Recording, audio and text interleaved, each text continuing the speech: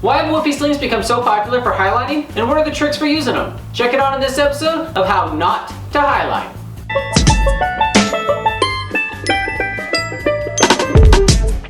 In the last episode, we showed you how to make whoopies. Today, we're going to show you the long and the short, see what I did there?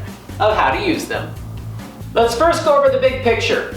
I'm using 1/4 inch am steel to make my Whoopie Slings, which have a range from 2 feet to 6 feet, which is perfect with a 30-foot static rope.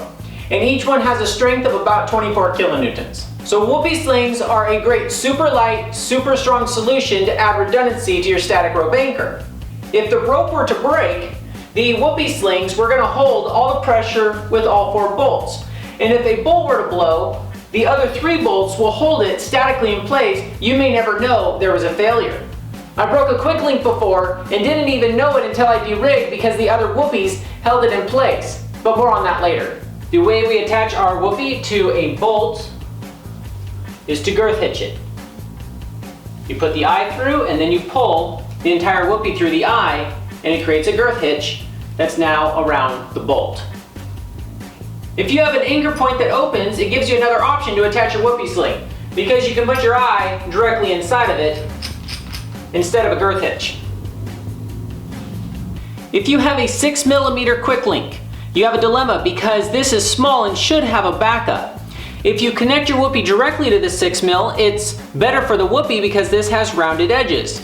But it can back up your quick link if you put it directly on the hanger. But that is highly not recommended because it has sharp edges and can reduce the strength of your Whoopie by over 50%. Whoopie Sling success story. I used 5mm quick links one time and forgot to close one. But my Whoopie Slings were directly connected to the hangers, which is not recommended because it does reduce the strength of your Whoopie. But because I did that, when this thing opened, I had no idea until I went to de-rig because there was no shift and no sign of any change on my anchor. After rigging your static rope, you attach your Whoopies 2 to this side and 2 to this side and incorporate them into your master point. Warning, make sure your Whoopie Slings are loose until you're done tightening your rig. You don't want one Whoopie Sling getting tight like this one and putting all the force on one bolt. One of the best parts about Whoopies is they're adjustable. So after everything is tensioned and all the tension's on the static rope, equalizing the 4 bolts perfectly, then you tension each Whoopie individually, which almost eliminates any potential for any static shock if there is a failure of some sort. So Whoopie Slings make a great, lightweight, super strong solution to adding redundancy to your Highline anchor. But since it can be tricky to add the eye to the anchor, and these have not been thoroughly tested in actual Highline applications, therefore, you shouldn't Highline.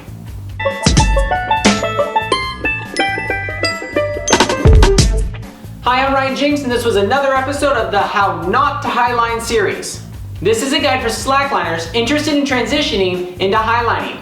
We are not here to spoon feed the right rigging techniques. Instead, the lessons here are to empower slackliners to critically analyze any system that they're going to use. Risk awareness can help keep people alive. Please don't rig your first highline without an expert. We have too many wonderful and generous people in our highlining community to go risk your life after watching a YouTube tutorial. Let's keep this sport safe.